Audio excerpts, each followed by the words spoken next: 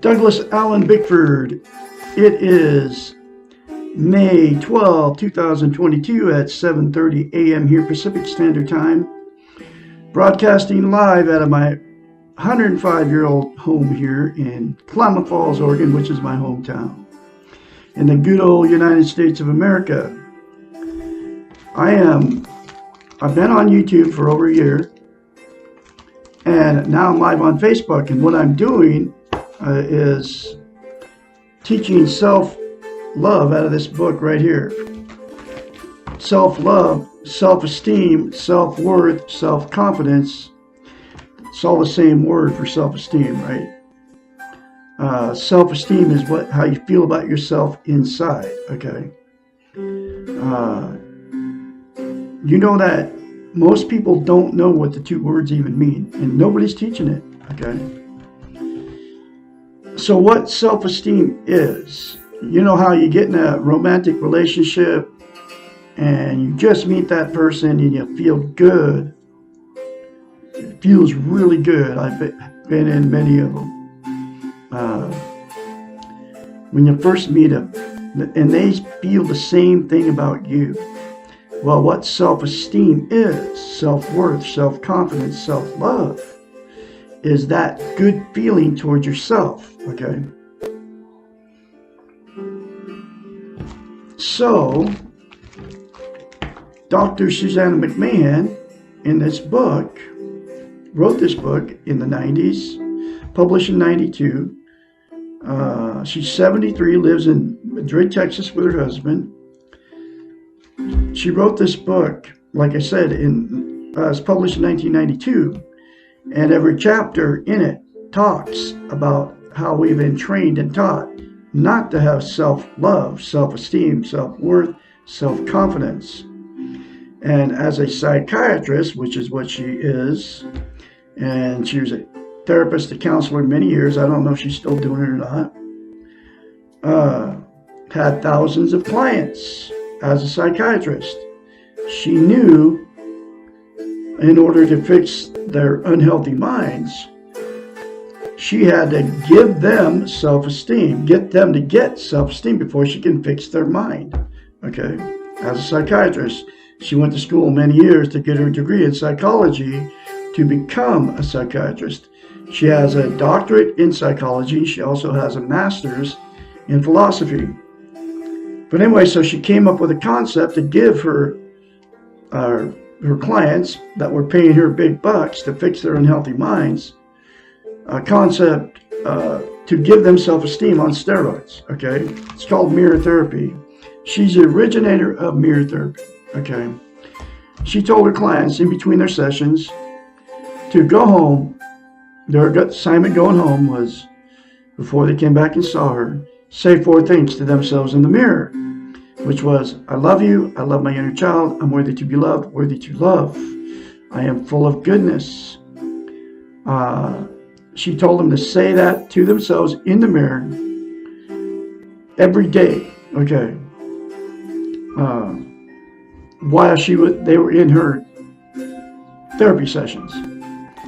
Anyway, and what that gave her clients was the thing called self-esteem, that good feeling that you have for that other person when you're in a brand new relationship. That's how she came up with that. She came up with that because she's a psychiatrist. She knows how the brain works. And she told them to say it every day, literally for the rest of their lives. Because to maintain, saying those 4 things to yourself in the mirror daily will give you self-esteem. But in order to keep it, you have to say it, practice it every day, like lifting weights. If you start lifting weights, adding weights and all that, building up muscle mass so you can lift more weights, if you stop doing it, you'll have to start all over again. Self-esteem is the exact same thing, but it's not near as hard as lifting weights. It's for the brain. You have to say those 4 things to yourself in the mirror daily without fail for the rest of your life to keep it, okay? I've been saying it for over a year, well over a year now. And I have self-esteem on steroids, and that's how I ended up teaching her concepts out of her book, The Portable Therapist, okay? Because it works. It worked on me. And I will continue, once you have self-esteem and you get that feeling of having it, you'll never want to lose it, and you'll gladly say 4 things to yourself in the mirror every day without fail, and it will give you a healthy mind, I guarantee it. Then you can get the book and just further your journey and get this book very cheap on Amazon and do the rest of the concepts in this book.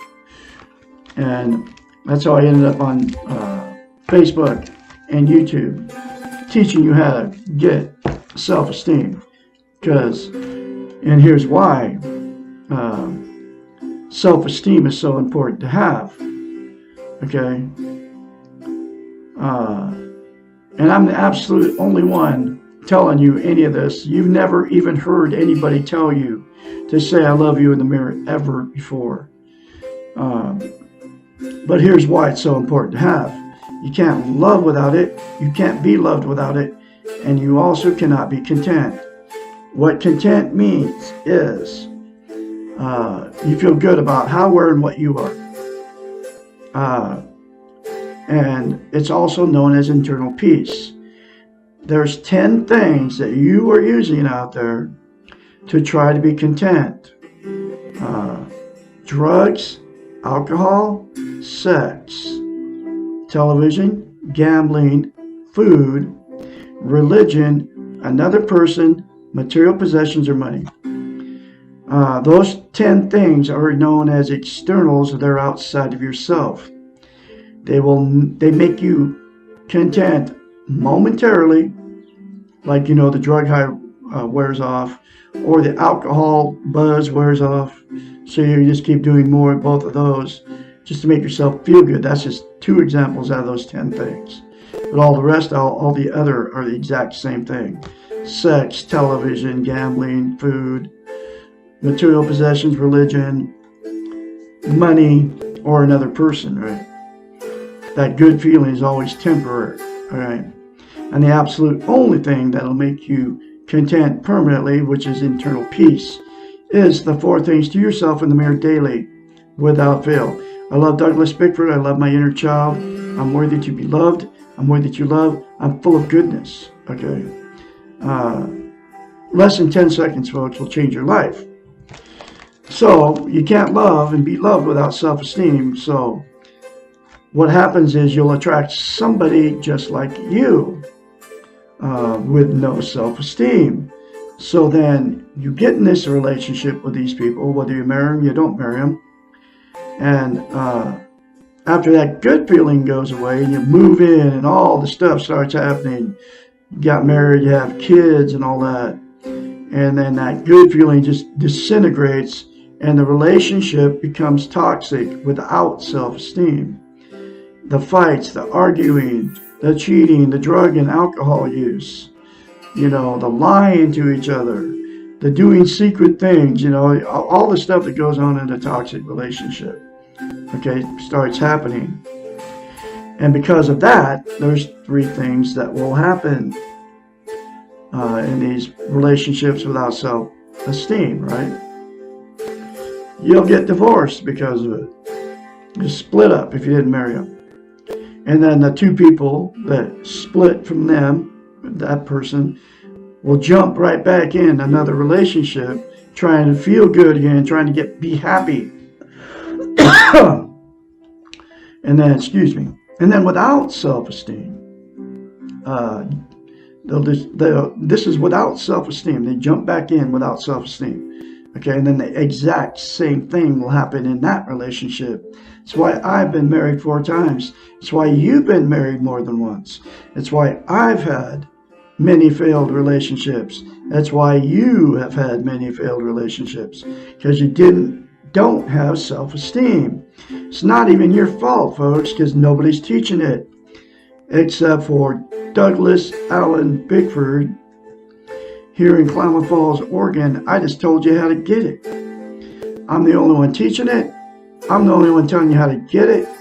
I'm the only one telling you how simple it is, and it is that simple to say 4 things to yourself in the mirror daily instead of criticizing yourself like we all do. And I'm the only one telling you how important it is. So the toxic relationship without self-esteem happens, okay? Then people divorce, then they jump into other relationships, the exact same thing happens. The next thing that will happen in these relationships without self-esteem is the people will just stay in it forever, okay? And there's a lot of people doing that too. They know it's a bad relationship, but they don't want to be failures. The 2 people don't want to be failures. They don't want to be, they're afraid to be alone. They don't want to, they have nowhere to go. They're afraid to leave. And then they don't want to get the shunning by all their family and friends and their church people. Oh, you couldn't make it after they, so they stick it out in these toxic relationships. The name calling keeps happening. There's no love left. There's no sex left. There's no nothing left. They don't even like each other anymore. But you stay in it just because of those 4 reasons, right?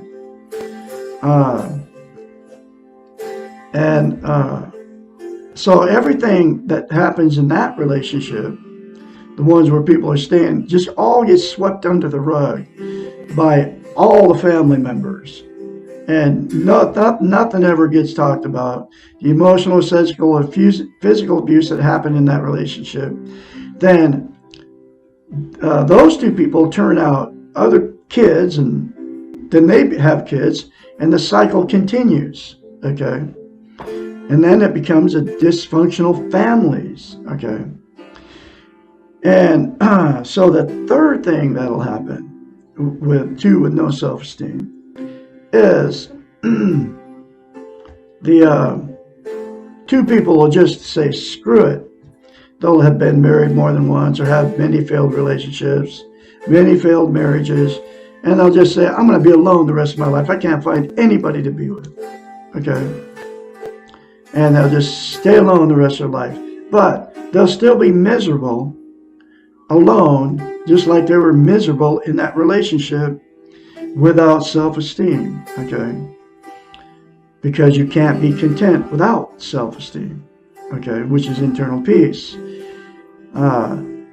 So all those scenarios can get fixed if all the parties involved would say 4 things to themselves in the mirror daily without fail for the rest of their lives, and then get this book together if you're still in a toxic relationship and go through the rest of the concepts in this book together. It'll heal your toxic relationship.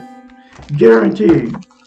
From psychiatrist Dr. Susanna McMahon and from Douglas Allen Bickford here. I know it works, okay? Because it happened to me. I'm full of it now, and that's why I'm very confidently spreading another lesson out of this book here on Facebook and YouTube. And I have been for over a year. I have thousands of videos on YouTube spreading her message out of this book, which is, you're all full of goodness, you just don't know it. It's been trained out of you, just like her book talks about. And one of the big ones that they train it out of us with is religion. You were born good, you are full of goodness, but it has been taken away from you, that feeling that you know you're full of goodness, because you were told you're born bad, okay? It comes from all the holy books. They're all man-written to put you in fear and to make you feel bad about yourself. But you can all change it by the 4 things to yourself in the mirror. Now here's that next lesson. Why do I hate? Lesson 76. from psychiatrist Dr. Susanna McMahon. Hatred can be conceived of as unresolved anger, unfulfilled needs, unacknowledged pain which have been externalized onto another person or situation or internalized into ourselves. We tend to hate people who harm us or withhold what we want or need. We hate people who victimize us. When we are victims, we hate ourselves for being weak and powerless. We hate the concept of unfairness because it makes us feel hopeless and out of control. We hate the fact that we cannot be perfect, and we hate our vulnerability in the world. We begin by hating others, and we end by hating ourselves. The problem with hating is that it is a pervasive and creates a vicious and self-destructive cycle. It is the opposite of acceptance. No matter how deserved the hatred may be towards someone else, our hatred is part of ourselves and eventually turns against us and destroys our own spirit and self-esteem. It is very difficult to love ourselves unconditionally when there is a hatred inside of ourselves. Hatred is like the rotten apple in the barrel. Unless the rod is removed, it spreads to all the good apples. The best way to deal with hatred is to resolve the anger, fulfill the needs, and acknowledge the guilt, the pain. Accept that you hate and work on letting go of this hatred. Do not waste your time and energy in justifying why you hate or denying that you do hate, and do not look for support of your hatred because you will find it. Hating something or someone will never change a thing or the other, but it will change you in a destructive way. Stop focusing on the thing that you hate and refocus on yourself. Look for the other feelings that comprise the hatred. Become aware of the sadness and the anger and the fear that are involved in your hating. Acknowledge these feelings, but do not try to control them. Remember, you cannot control your feelings, but you can control how you express them or act on them. If you feel sadness in your hatred, cry, grieve what you are missing, and let the pain pass. It will once you have dealt with it. Do the same with anger. Yell, jump up and down, beat up your pillow, write angry letters that you'll never mail. Share your anger with some neutral and supported person who encourages you to feel without acting rashly upon your feelings. Anger, like all your other feelings, will pass if you acknowledge it and let it go. It will become impossible to hate if you no longer feel anger or sadness or fear or neediness. What is left to hate when you have taken care of your feelings and needs? If you hate someone because of the way that person is in the world, then you are involved in judging behaviors. You are saying that you are right and the other is wrong. You are good and that he or she is bad. You know and the other does not. The Western model is based on boundaries, perceived values, and criticism. It holds the assumption that we can achieve perfection and that we are in competition with others. The Eastern model, the being model, makes no assumptions. It is a model of acceptance. We are what we are, and everyone else is what they are.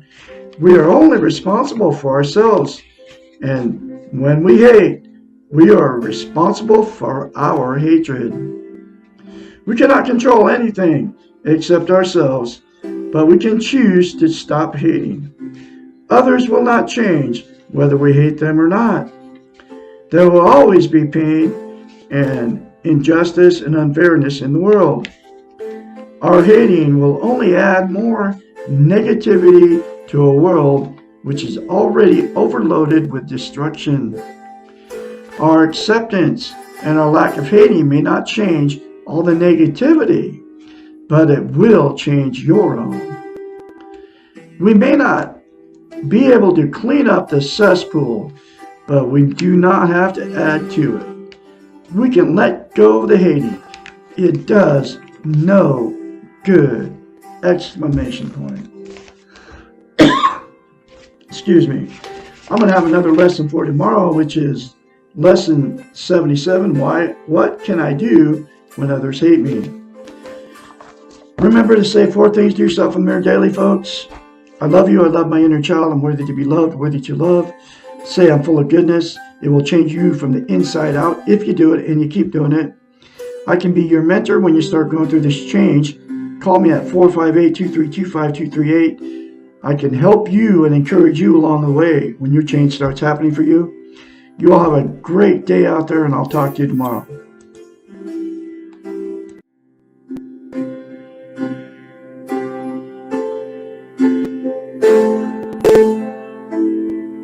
Thank